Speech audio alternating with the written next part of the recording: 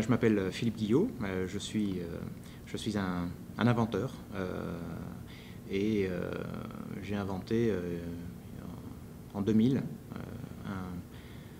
un concept qui permet d'intégrer de l'électronique dans des cartes bancaires ou dans des objets de type carte bancaire.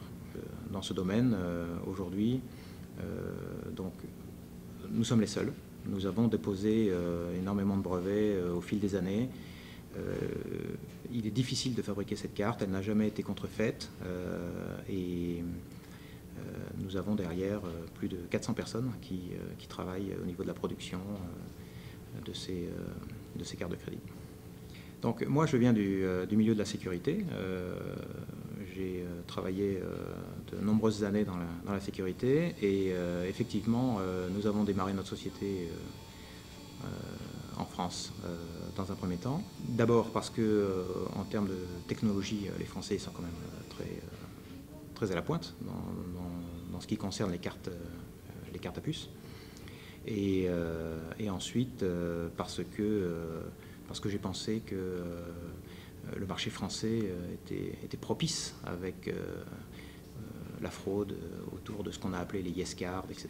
Et puis je me suis rendu compte que pour pouvoir véritablement vendre dans le monde entier, et particulièrement aux États-Unis, il fallait être présent aux États-Unis, il fallait être central, il fallait présenter cette invention comme une invention, un produit américain à 100%.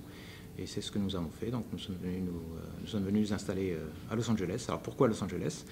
Eh bien parce que nous vendons en Asie, nous vendons en Europe, nous vendons aux États-Unis, donc nous sommes centrales. Dans la carte, nous avons introduit de l'électronique. Nous avons également intégré un afficheur, un afficheur flexible et une batterie, un bouton et une puce. Donc on pourrait considérer que c'est une carte à puce, mais la puce est dans la carte et elle n'est pas apparente.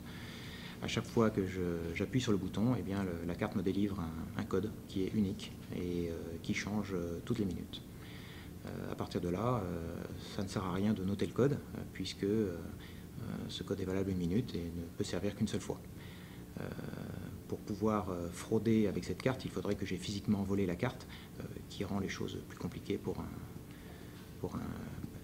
fraudeur.